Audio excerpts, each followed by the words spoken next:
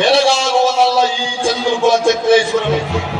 ಸಾದರ ಪೃಥ್ವಿಯನ್ನೇ ಶಾಸನ ಮಾಡಬಲ್ಲ ವಸುಂಧರಿಯ ಕುವರ, ಗಾಂಧಾರಿ ದೇವಿ ಗರ್ಭಸಂಜಾತ, ಶತ್ರುದಂಶ ಧುರೀಣ,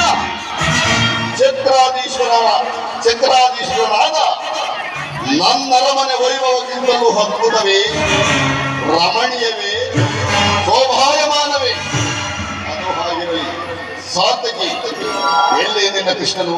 ಶ್ರೀಕೃಷ್ಣ ಪರಮಾತ್ಮನು ನಿದ್ರಿಸಿರುವರು. ಏನು ಕೃಷ್ಣನು ನಿದ್ರಿಸುತ್ತಿರುವನೆ? ಕೃಷ್ಣನು ನಿದ್ರಿಸುತ್ತಿರುವನೆ? ಹೌದು ದುರ್ಯೋಧನ. ಕೃಷ್ಣ, ಮಾಧವ, ಮುಕುಂದ,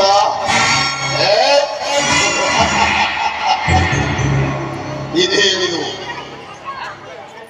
ಅಣ್ಣನಾದ ಬಲಭದ್ರ ದೇವನಿಗೆ ರಾಜ್ಯಾದಿ ಸಕಲೇಶ್ವರವನ್ನು ವಹಿಸಿ ಈತನು ಮಾತ್ರ ಸುಖ ನಿದ್ರೆಯಲ್ಲಿ ತೇಲಾಡುತ್ತಿರುವನಲ್ಲ. ಕಂಡವರ ಮನೆಯಲ್ಲಿ ಬೆಣ್ಣೆ ಮುದ್ದೆಗಳನ್ನು ಕದ್ದು ತಿನ್ನುವುದು, ಸ್ತ್ರೀಯರೊಡನೆ ಸರಸ ಸಲ್ಲಾಪಗಳನ್ನು ಆಡುವುದು, ಹಗಲಿನಲ್ಲಿ ನಿದ್ರಿಸುವುದೇ ಈ ಗೊಲ್ಲನ ಸ್ವಭಾವ. ಅದು ಹಾಗಿರಲಿ. ಸಾತಕಿ, ನಿನ್ನಲ್ಲಿ ಒಂದು ಮಾತಿರುವುದು. ಅದೇ ಹೇಳೋದಾಗಿ ದುರ್ಯೋಧನ.